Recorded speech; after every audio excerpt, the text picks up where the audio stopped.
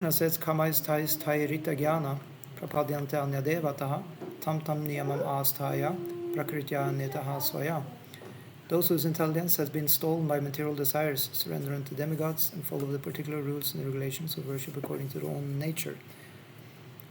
So when he says that, he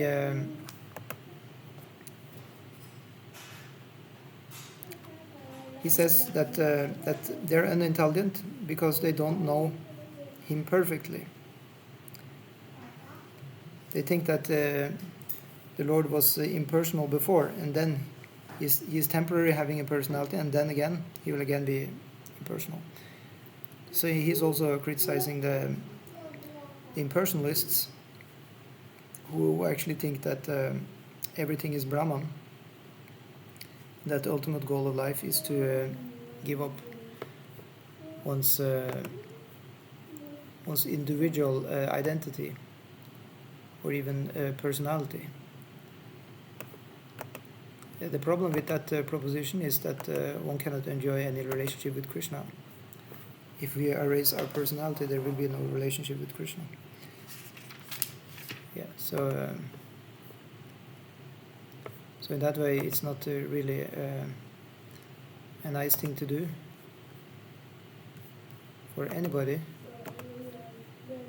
However, many people will view the impersonal realization as very attractive because of having a bad experience in the material world. When it comes to having relationships with others, it's viewed as problematic, and to be free from problems seems to be a better solution than to have a fight to get good relationships with others. Arjuna has to fight even with his old teachers and friends and family members. So it seems that to be a personalist is somewhat of a struggle.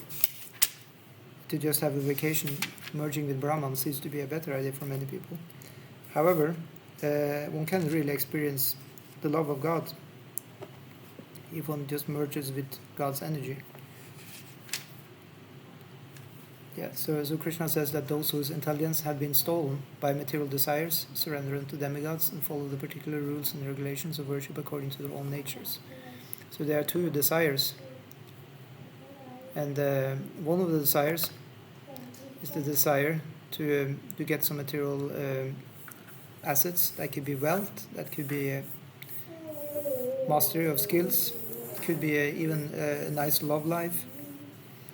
Or the other kind of desire is called desire for mukti. Yeah.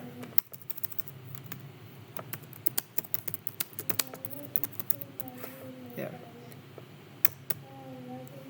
So one is desire for karma.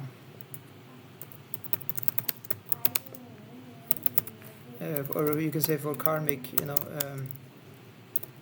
results. And the second one is desire for liberation. And both of them are inferior. So these are two kinds of material desires.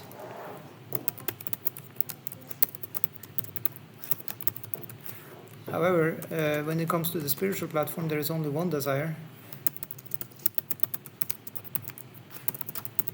And what is that desire? That is a desire for to please Krishna.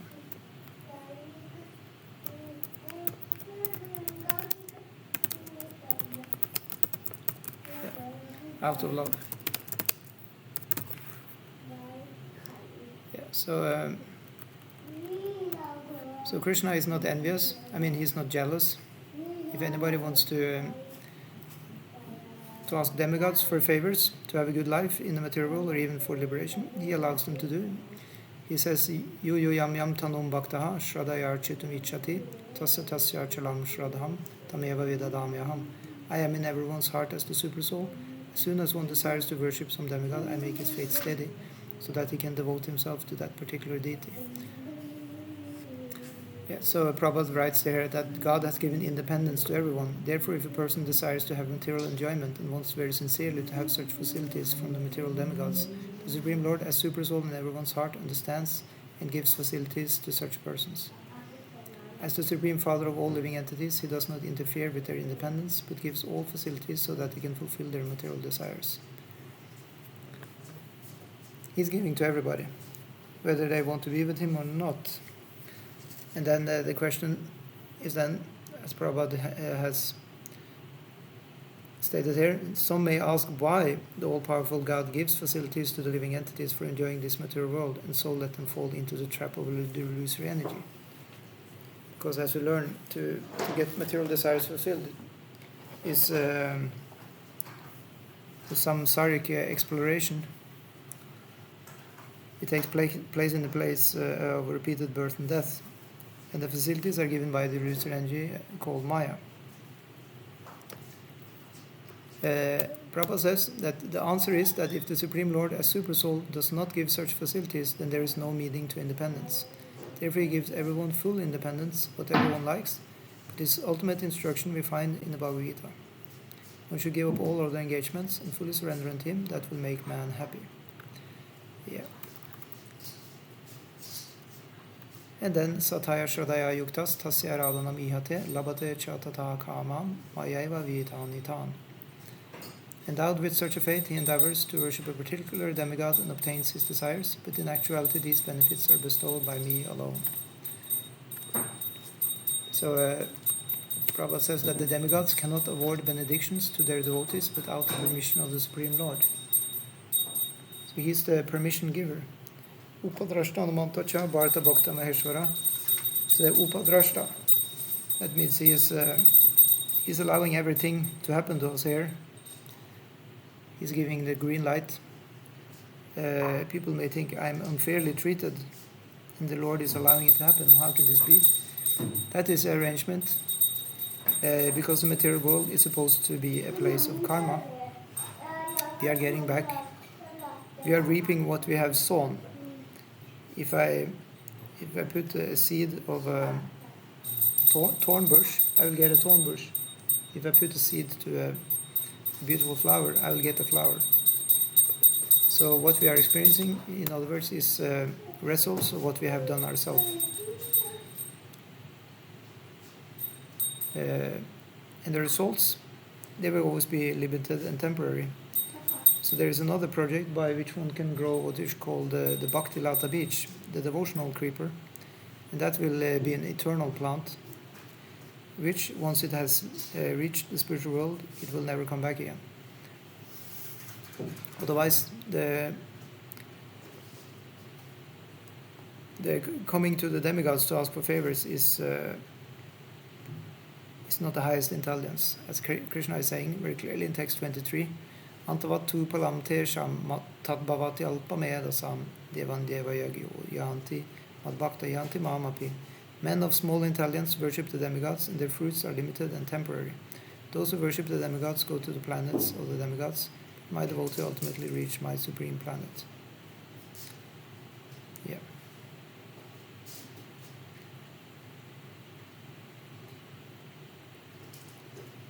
So Krishna gives the other option. He says that one can worship him.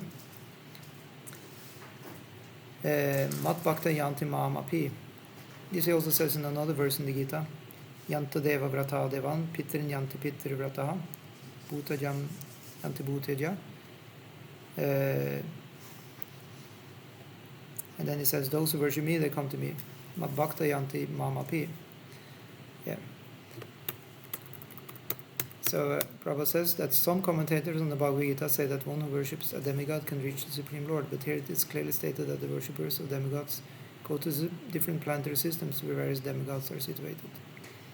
Just as a worshipper of the sun achieves the sun, or a worshipper of the demigod of the moon achieves the moon. Yeah. Yanti deva vrata devan. So whichever deva one is worshipping, there one will go to exactly the planet of that deva. Yeah. And then Prabhupada says in the next paragraph, He says, here the point may be raised that if the demigods are different parts of the body of the Supreme Lord, then the same end should be achieved by worshipping them. However, worshippers of the demigods are less intelligent because they don't know to what part of the body food must be supplied. Some of them are so foolish that they claim that there are many parts and many ways to supply food. This isn't very sanguine. Can anyone supply food to the body through the eyes, through the ears or eyes? They do not know that these demigods are different parts of the universal body of the Supreme Lord, and in their ignorance they believe that each and every demigod is a separate god and a competitor of the Supreme Lord. Yes. So in other words, the demigods are not really separate. They are the servants of Krishna, and in that way they have been described as the limbs of the universal form. For example, it's been described that Lord Indra is the arms, strong arms of the Lord. Surya is the one eye of the Lord. And the moon is the other eye. Or sometimes Surya is described as both eyes. The demigods are working under his order, really. This was also explained by Yamaraj. He says Yamaraj is explaining in Bhagavatam also that the world is working under the codes of the law of the Lord. And Yamaraj is just one of these servants who is in charge of Dharma. But he's really the Dharma Raj. He is on the top. So all the different demigods, they're reporting to him what's going on in the lives of each individual. And Yamaraj, he's giving the correct punishment. He's giving punishment in this life and also in the next life. It's been explained. Yeah. So some of the soldiers of Yamaraj are, for example, the soldiers of disease. And another type of soldiers are the soldiers of old age. Like that, these are different effects of being in the material world. However, if one is a devotee, one is not affected either by disease or old age, although they may happen to the body, because the devotee is actually building up his spiritual existence. And that's completely apart from whatever happens in the material world, in the time and space here, because it is spiritual space and time. Yeah. So now Krishna is speaking more about himself, which is actually the more important knowledge. So he says very nicely that avyakta avyaktim apanam manyate mam abuddhayaha param bhavam ajnananto mama avyayam anuttamam. An intelligent man who do not know me perfectly think that I, the Supreme Personality of Godhead, Krishna, was impersonal before and have now assumed this personality. Due to their small knowledge, they do not know my high nature, which is imperishable and supreme.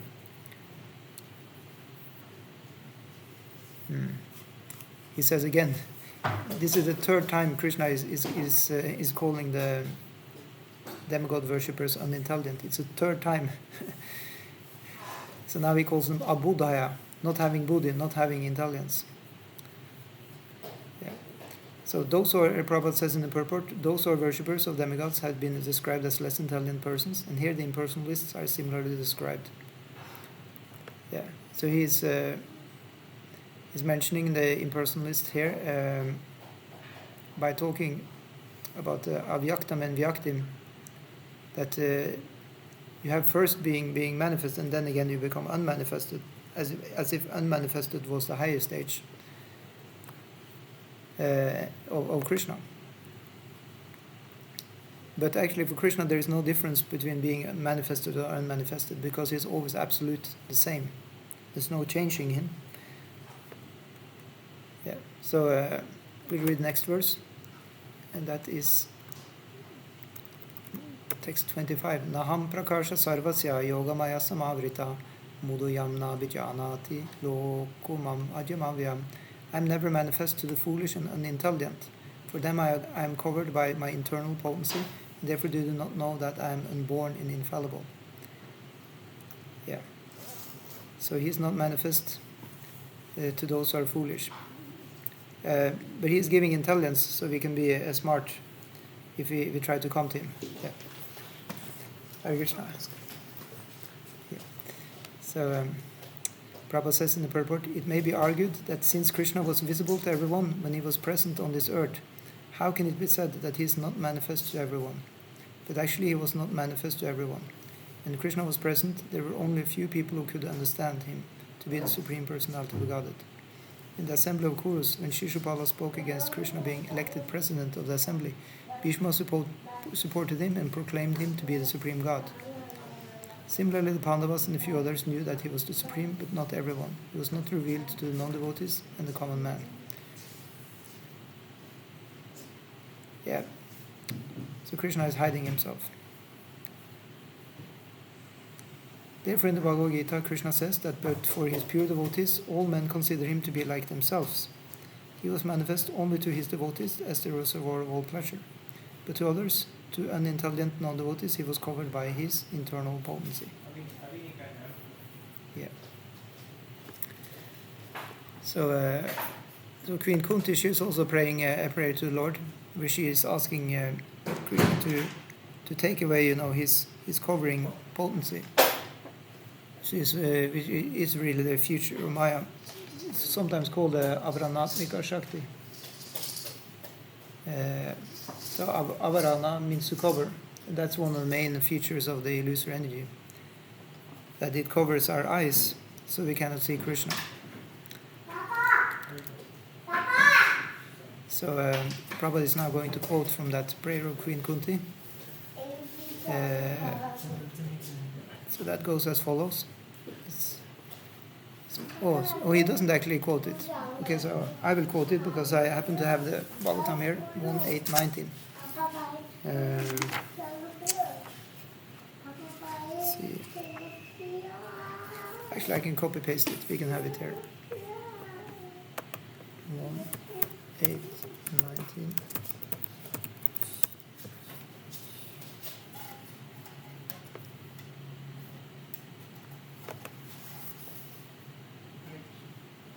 Krishna.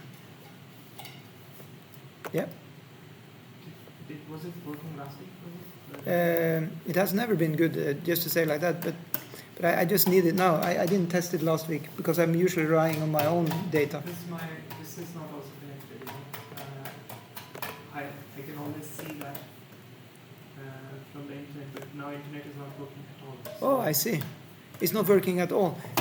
Usually you can just take out the power and put it in again, maybe.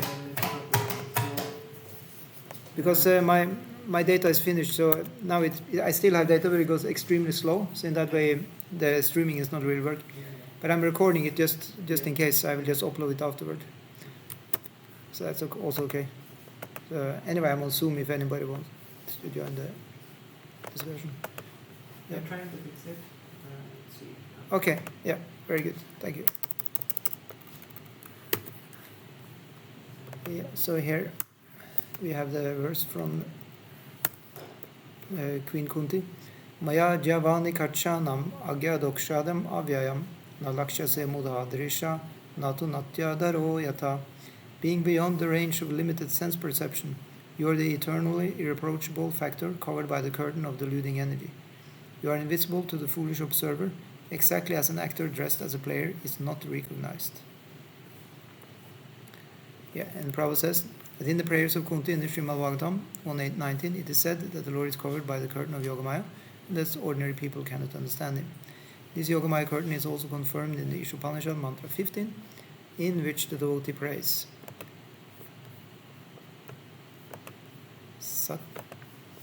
Satyasya pihitam mukham tattvam pusham apavrinu satya dharmaya drishtaye. Sorry, I didn't get the first one. Hiranmayena patrena satyasya pihitam mukham tattvam pusham apavrinu satya dharmaya drishtaye. O my Lord, you are the maintainer of the entire universe, and devotional service to you is the highest religious principle. Therefore I pray that you will also maintain me. Your transcendental form is covered by the Yogamaya. The Brahma Jyotir is the covering of the internal potency. May you kindly remove this clothing effulgence that impedes my seeing your Satchidananda Vigraha. your eternal form of bliss and knowledge.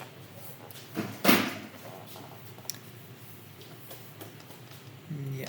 So Prabhupada says that the Supreme Personality of Godhead in his transcendental form of bliss and knowledge is covered by the internal potency of the Brahma Jyotir, and the less intelligent impersonalists cannot see the Supreme on this account. Yeah. Yeah, and then Prabhupada has another reference.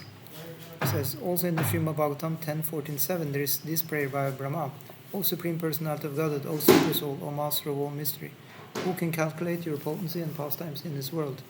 You are always expounding your internal potency, and therefore no one can understand you. Learned scientists and learned scholars can examine the atomic constitution of the material world or even the planets, but still they are unable to calculate your energy and potency, although you are present before them. The Supreme Personality of Godhead, Lord Krishna, is not only unborn, but also avyaya, inexhaustible. His eternal form is bliss and knowledge, and his energies are all inexhaustible. Okay, so next verse. Vedaham samatittani vartamana nicharjuna bhavishyani chabhutani mam tu vedana kaschana. O Arjuna, as the Supreme Personality of Godhead, I know everything that has happened in the past, all that is happening in the present, and all things that are yet to come. I also know all living entities, but me no one knows. Yeah. So the purport here, the question of personality and impersonality is clearly stated. If Krishna, the form of the Supreme Personality of Godhead, were Maya, material, as the impersonalists consider him to be, then, like the living entity, he would change his body and forget everything about his past life. Anyone with a material body cannot remember his past life, nor can he foretell his future life, nor can he predict the outcome of his present life. Therefore, he cannot know what is happening in past, present, and future. Does it make sense?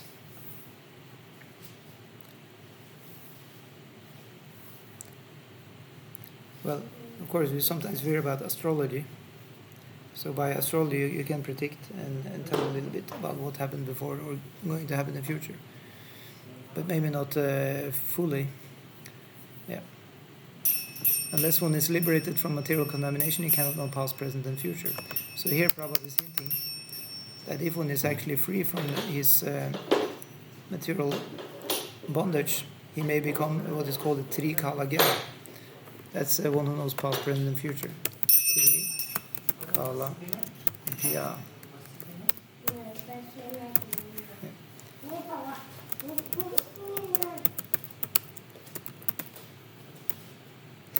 It means, technically means one who knows the three phases of time.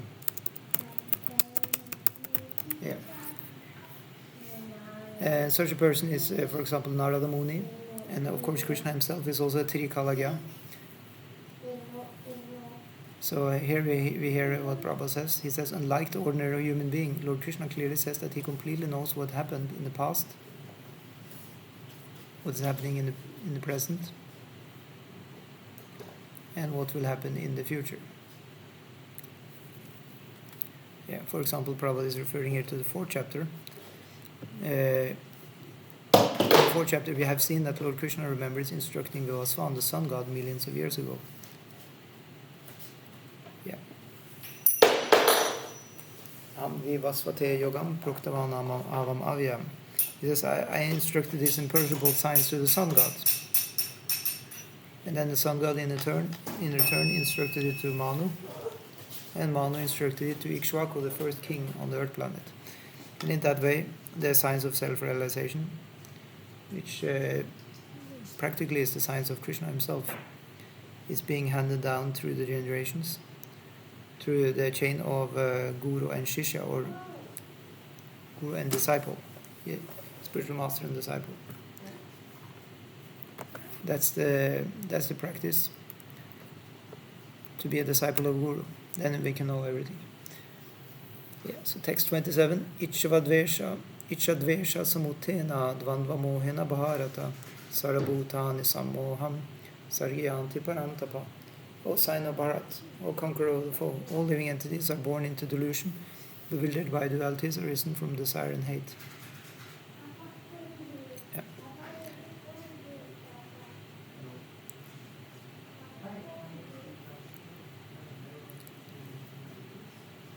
Yeah. In other words, it is a troubled existence to be in the material world. Prabhupada says in the purport that the real constitutional position of the living entity is that of subordination to the Supreme Lord, who is pure knowledge. When one is deluded into separation from this pure knowledge, he becomes controlled by the illusory energy and cannot understand the Supreme Personality of Godhead. The illusory energy is manifested in the duality of desire and hate. Due to desire and hate, the ignorant person wants to become one with the Supreme Lord and envies Krishna as the Supreme Personality of Godhead. Yeah. But now, there is another state of being, which Prabhupada is explaining. Pure devotees who are not deluded or contaminated by desire and hate can understand that Lord Shri Krishna appears by his internal potencies. Those who are deluded by duality and nations think that the Supreme Personality of God is created by material energies. Yeah. So, text 28, Yesham tvantagatam papam jananam punya karmanam tedvandva moha nirmukta bhajante mam dridhavrata. Persons who have acted piously in previous lives and in this life and whose sinful actions are completely eradicated are freed from the dualities of delusion and they engage themselves in my service with determination. So that's the pure devotees Prabhupada was referring to, who are not bewildered by the dualities of the material world. Yeah. How come they're not bewildered by the dualities? Because they see Krishna everywhere. That was also mentioned as the liberated state. Vasudeva Sarvamiti Mahatma Sadurlabha. Then one is a great soul. Yeah. So Prabhupada says in the purport, those eligible for elevation to the transcendental position are mentioned in this verse. For those who are sinful, atheistic, foolish, and deceitful, it is very difficult to transcend the duality of desire and hate. Only those who have passed their lives in practicing the regulative principles of religion, who have acted piously, and have conquered sinful reactions, can accept devotional service and gradually rise to the pure knowledge of the Supreme Personality of Godhead. Then gradually they can meditate in trance on the Supreme Personality of Godhead. That is a process of being situated on the spiritual platform. This elevation is possible in Krishna consciousness, in the association of pure devotees, for in the association of great devotees one can be delivered from delusion.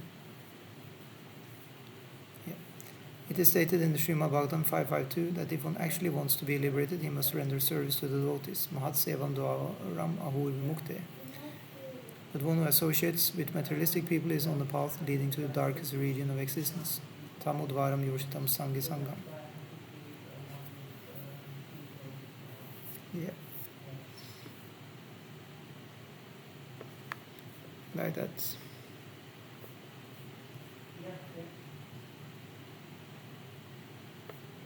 All the devotees of the Lord traverse this earth just to recover the conditioned souls from their delusion. The impersonalists do not know that forgetting their constitutional position as subordinate to the Supreme Lord is the greatest violation of God's law. Unless one is reinstated in his own constitutional position, it is not possible to understand the Supreme Personality or to be fully engaged in his transcendental loving service with determination. Exactly. And text 29. Jaramarana mukshaya mam ashritya yatantiye te brahma tadvidu krishnam adhyatmam karma chakilam. Intelligent persons who are endeavoring for liberation from old age and death take refuge in me in devotional service. They are actually Brahman because they entirely know everything about transcendental activities. Yeah. So Prabhupada says that birth, death, old age and diseases affect this material body but not the spiritual body.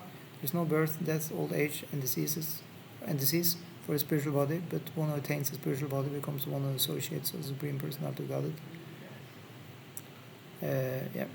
So one who attains a spiritual body becomes one who associates with the Supreme Personality of Godhead and engages in eternal devotional service. He's really liberated. I'm Brahmasmi, I'm spirit soul. It is said that one should understand that he is Brahman, spirit soul. His Brahman conception of life is also in devotional service, as described in this verse. The pure devotees are transcendentally situated on the Brahman platform and they know everything about transcendental activities.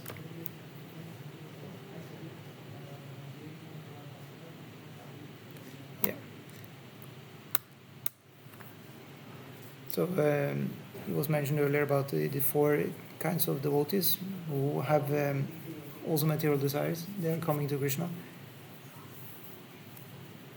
Yeah. So 4 kinds of impure devotees who engage themselves in the transcendental service of the Lord achieve their respective goals.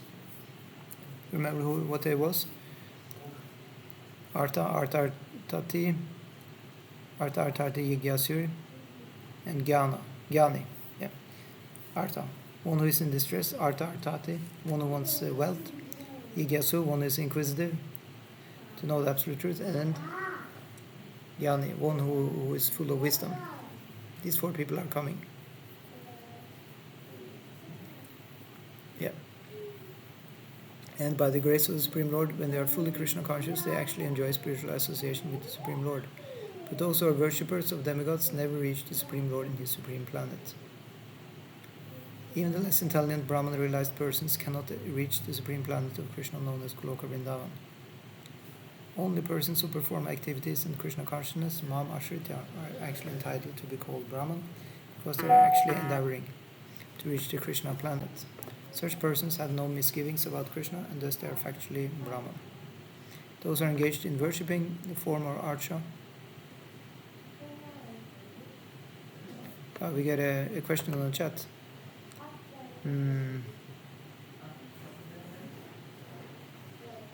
Do you know Srimanta Sankaradev? No, I'm sorry, I don't know.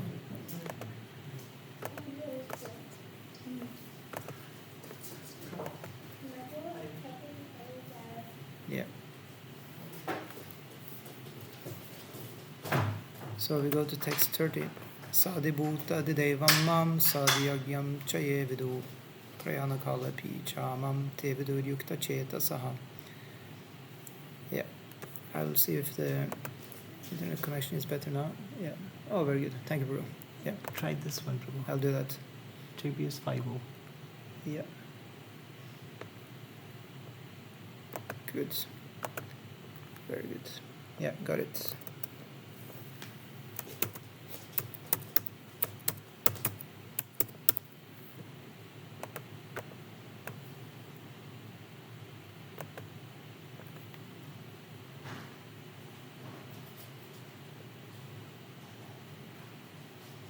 Yeah, it worked. Yeah. Thank you so much. Hare Krishna. Yeah. So did you miss anything from the previous verse? Let's see the previous verse is saying. Jaramarana mukshaya mama shritaya tantiye te brahmatad vidum krishnam adhyatmam karma chakilam. Intelligent persons who are endeavoring for liberation from old age and death take refuge in me in devotional service. They're actually Brahman because they entirely know everything about transcendental activities. And in the end of the purport here, Prabhupada said that those who are engaged in worshipping the form or archer of the Lord, or who are engaged in meditation on the Lord simply for liberation from material bondage, also know by the grace of the Lord the purports of Brahman, Adibhuta, etc. It's explained by the Lord in the next chapter.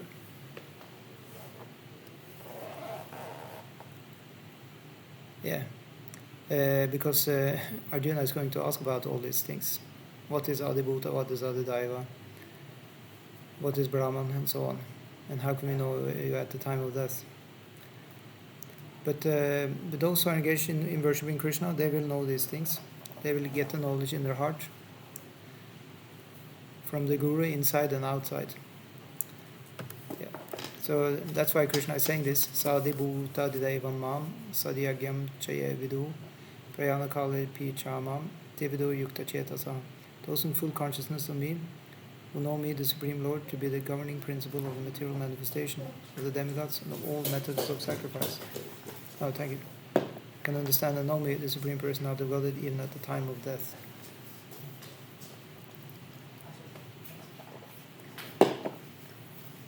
Yeah. So Prabhupada says in the purport, persons acting in Krishna consciousness are never deviated from the path of entirely understanding the Supreme Personality of Godhead.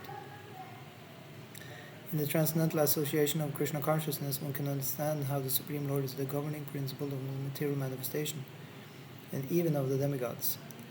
Gradually, by such transcendental association, one becomes convinced of the Supreme Personality of Godhead.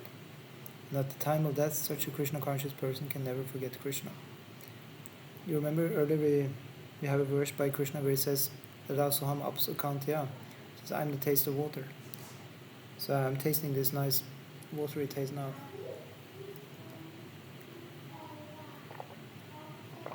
And that way I can remember Krishna. That's pretty good.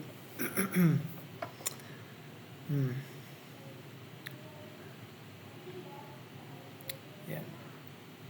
So that's the point, that in the transcendental association of Krishna consciousness, one can understand how the Supreme Lord is the governing principle of the material manifestation, and in the demigods. So we have, for example, water. That is a material manifestation, right? Who is the demigod for water? It's Varuna. So they're all created by Krishna, and thus indirectly Krishna is there by his effects. By that effect you can understand the cause, isn't it? Like they say, there is no smoke without the fire. So how can you have all these things here if there is no cause? Because you have an effect, there has to be a cause. This is logic, Nyaya. Yes. In that way, Nyaya is arguing for the Lord's existence. It's a part of logic which is arguing, why the Lord should exist. Yeah. So Prabhupada says that here in this seventh chapter particularly explains how one can become a fully Krishna conscious person. The beginning of Krishna consciousness is the association of persons who are Krishna conscious. Yeah. Adau Shrada, Tata Sadhu Sangha. Such association is spiritual and puts one directly in touch with the Supreme Lord, and by His grace one can understand Krishna to be the Supreme Personality of Godhead. At the same time, one can really understand the constitutional position of the living entity and how the living entity forgets Krishna and becomes entangled in material activities. By gradual development of Krishna consciousness and good association, the living entity can understand that due to forgetfulness of Krishna has become conditioned by the laws of material nature. He can also understand that this human form of life is an opportunity to regain Krishna consciousness and that it should be fully utilized to attain the causeless mercy of the Supreme Lord. Many subjects have been discussed in this chapter. The man in distress, the inquisitive man, the man in want of material necessities, knowledge of Brahman, knowledge of Paramatma, liberation from birth, death and diseases, and worship of the Supreme Lord. However, he who is actually elevated in Krishna consciousness does not care for the different processes. Okay? How can it be? Why shouldn't we care about the different processes? It's said that when one comes to a really level of Krishna prema, then the processes they really are there where they're supposed to be. That is secondary. So you have this concept. It's not only a Vedic concept. It's also in the Western philosophy. It's a primary and secondary. Yeah. So what is primary? The love for God, love for Krishna.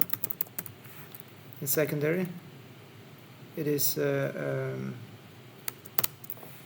process. Yeah. So Prabhupada is saying very nicely about the activities of the pure devotee. He simply directly engages himself in activities of Krishna consciousness and thereby factually attains his constitutional position as an eternal servitor of Lord Krishna. In such a situation, he takes pleasure in hearing and glorifying the Supreme Lord in pure devotional service. He is convinced that by his doing so, all his objectives will be fulfilled. This determined fate is called Dhridavrata, and it is the beginning of Bhakti Yoga, or transcendental loving service. That is the verdict of all scriptures. This 7th chapter of the Bhagavad-gita is the substance of that conviction. And thus end the Bhaktivedanta purport to the 7th chapter of the Srimad Bhagavad-gita in the matter of knowledge of the Absolute Truth.